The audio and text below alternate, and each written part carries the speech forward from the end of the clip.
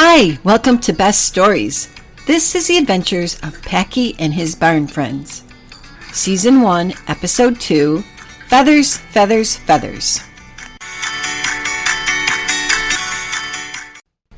7 children jumped into their beds and pulled up their covers.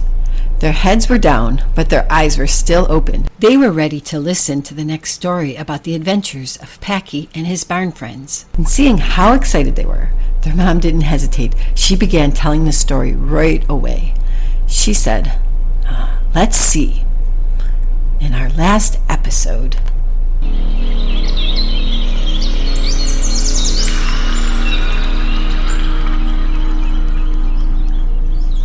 Packy and Priscilla were riding on the back of Buddy the goat. They were hurt, and Buddy was taking them to the barn where they'd be able to get some rest and get well again. The farmhouse that they live in had just been sold to Mr. Snyder and his cat, Celia. Packy and Priscilla had been caught unaware of Celia the cat, and now they were not able to get back into their house safely. Packy and Priscilla were determined to get back into their farmhouse as soon as they have recovered. Celia the cat was not going to keep them out of their house. But for now, a journey to the barn would be a good escape for them. While on the way to the barn, Packy yelled down to Buddy, "Are you sure there's room for us in the barn?" Buddy told Packy, "Of course, I know the perfect spot where you will be very comfortable." Now Buddy walked into the barn, and all the barn animals turned and looked at him. Buddy explained, "Everyone, this is Packy and Priscilla. They need to stay with us for a few days. The farmhouse has been sold to Mr. Snyder and his cat Celia. Why, that cat chased Packy and Priscilla out of the farmhouse. Now they're hurt and tired and hungry. They had nowhere else to go. They need our help while they recover before they return to the farmhouse." Then Buddy stopped next to Ginger the goose and said, "I thought they might be able to stay with you and rest here, Ginger." Now you see, Ginger has just built a new nest, and she made it extra large and lined it with soft goose down feathers. Ginger had laid 5 eggs and built the nest with enough room for when the eggs hatch and the goslings arrived. So Buddy thought since the eggs had not hatched yet, Packy and Priscilla would be able to use the nest for a few days to rest while they recover. And Buddy bent his knees down in front of the nest and put his head down, and Packy and Priscilla just slid right down into the nest. The nest was so soft. As soon as Packy and Priscilla laid down, they fell fast asleep. Now Ginger the goose, she could be a rather loud and bossy mother goose sometimes. Ginger fluffed up her feathers and honked out, "Honk, what are you doing? Honk, honk, what is all this? Oh, they cannot stay in my nest. Oh, how long will they be here? Oh, good heavens, what do you expect me to do for them? I surely cannot be expected to care for them in my nest.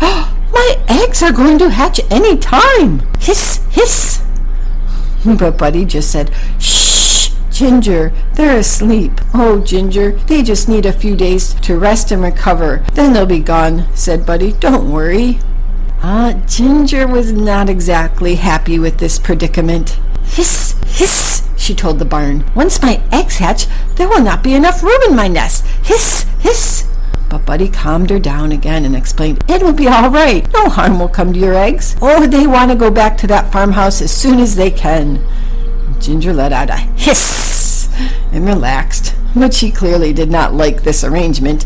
She sat straight up and she swayed her head back and forth in her nest and turned to Buddy and hissed and then stared back at Packy and Priscilla. But luckily, goats are not that sensitive animals, and Buddy was not bothered by the goose's rude and obnoxious behavior. He just went about his business while he waited for Packy and Priscilla to wake up. Packy and Priscilla must have been very tired.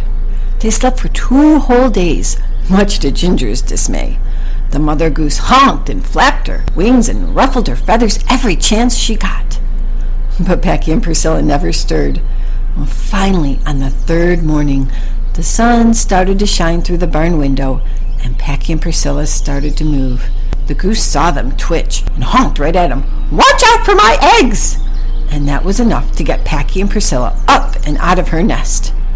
Luckily, the rest had been good for Packy and Priscilla. Priscilla's leg felt much better, and she was able to walk, and Packy's cuts and bruises were not so red and sore. The two looked around. All the barn animals were staring at them again, especially Ginger the goose. She was staring straight down at them and ready to beak them if they went one step toward her eggs.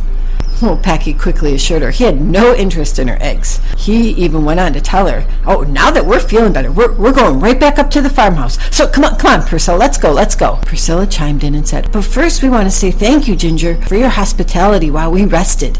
Then she whispered to Packy, she's been very kind to us to let us stay in our nest. Say thank you. Packy's mind was really just focused on one thing, getting back into their farmhouse. He had not been afraid of Celia the cat, and he was not afraid of a goose who kept hissing at him. But Pricilla had a point. Ginger had given them a place to stay. Packy let out a sigh and said, thank you, Ginger, for letting us stay in your nest. And then he began picking the feathers out of his fur. Those soft down feathers that lined the nest had gotten tangled up in his fur. Ginger did not stop staring and hissing. But then she surprised everyone and let out a loud, honk, honk, honk, honk. My eggs are hatching! Pricilla watched the eggs jump and move about. Oh, how exciting, she thought. She told Packy, we can't leave now, not before the eggs hatch. Pricilla just had to stay and watch them hatch. Please, Packy, she said. Packy was not at all interested in any eggs hatching, but he realized they did need a plan before they went back up to the farmhouse. Very reluctantly, he agreed to stay. So they stayed and watched and waited and waited and waited for Ginger's eggs to hatch. Now, the hatching of a gosling's eggs does not happen quickly. First, the eggs start to move, and then it cracks and it moves about some more. It took all day for any of the eggs to crack and open and hatch before the goslings appeared. And by this time, the day had passed, and it was too late for Packy and Priscilla to leave or go back up to the farmhouse now. And now Ginger's nest was not as quiet, and there was not nearly as much room.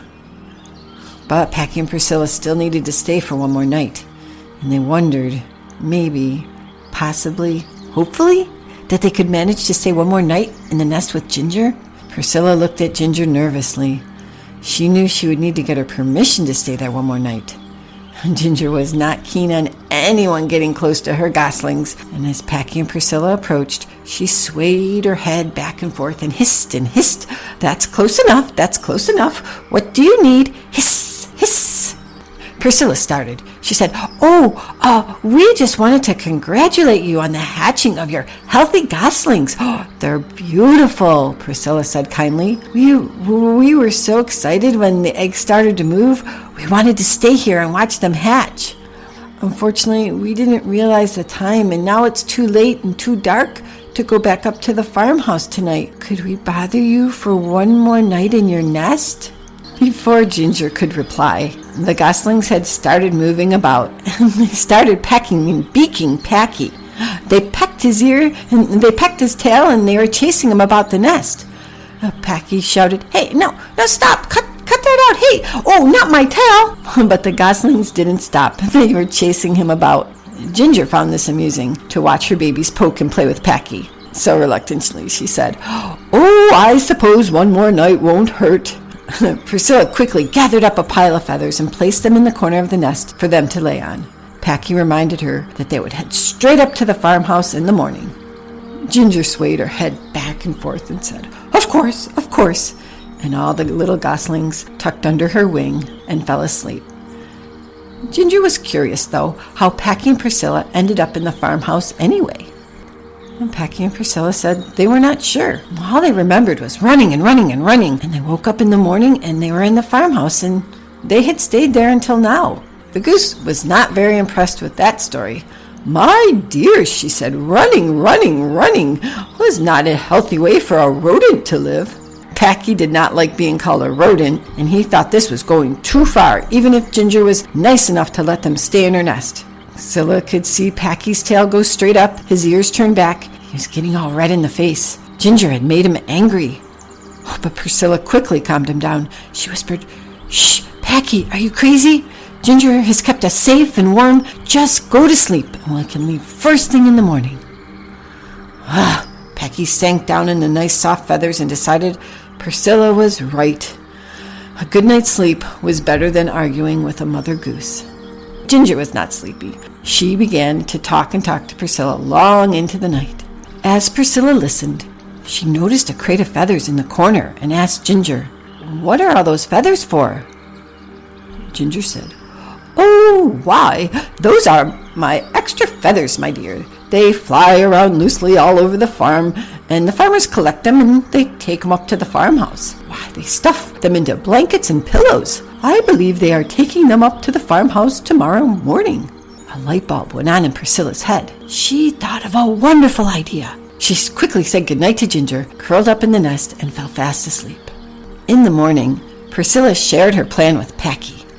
Pricilla said, "That crate of feathers over there is going up to the farmhouse today. Well, we can hide in that crate of feathers, and it'll take us right back into our house."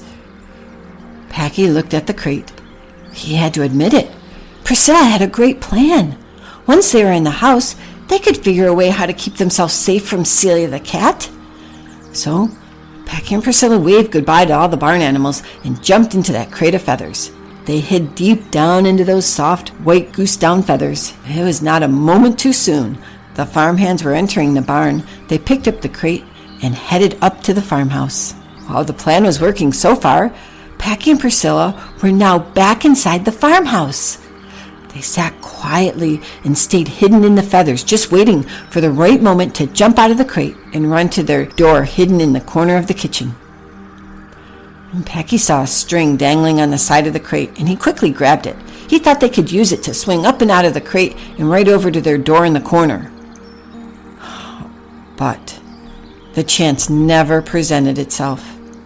Mr. Snyder came into the kitchen and cried, Oh no! Achoo! Achoo! Achoo! Who brought those feathers in here? Why did you bring those feathers into the house?"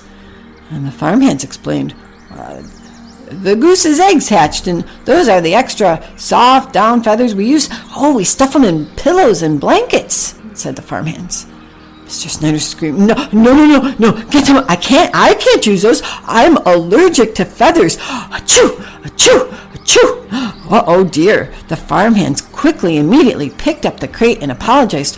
"Oh, sorry, we didn't know." And they took the crate of feathers and put it back outside immediately. Packy and Priscilla could not believe their bad luck. "So close," said Packy. "We were right inside the farmhouse. Right in that house. Unbelievable.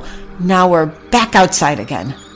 Oh, and look, there's Celia the cat looking out the window. She's staring right at us again." Priscilla sighed. "What are we going to do now?" "Don't you worry, Priscilla," said Packy. "I'll get us out of these feathers. Hold on to this string I found and we'll swing right out of this crate," said Packy. Priscilla hung on, and Packy swung them up and out of the crate of those soft down feathers, and then they landed in a flower bed of pretty purple flowers. Standing right next to them was Buddy the goat again. "Hi, Packy. Hi, Priscilla. What are you doing laying in that flower bed?" "It's a long story," said Packy. "Well, swing yourself up here and come with me," said Buddy. "Oh, no," said Packy. "I'm not going back to the barn." "Well, suit yourself. But I saw Clara the cow laying down when I walked by," informed Buddy. "So?" said Packy. "Well, that usually means a rainstorm is on the way," said Buddy. Packy and Priscilla looked up at the sky. They saw dark and ominous clouds. Then they even felt a few raindrops. Priscilla couldn't resist picking some of those pretty purple flowers right before Packy grabbed her and swung them up onto Buddy's back again. Packy said, "Okay, take us to the barn." Packy looked at Priscilla and said, "Well, at least this time we're not hurt or injured. But don't you worry, I'll get us back into our farmhouse. That cat has not seen the last of Packy." And Packy and Priscilla sat on Buddy as they headed out of the rainstorm and into the barn on Buddy's back.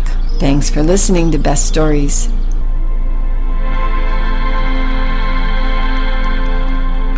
Before we go, did you know that it takes a goose's egg about 30 days before it starts to hatch?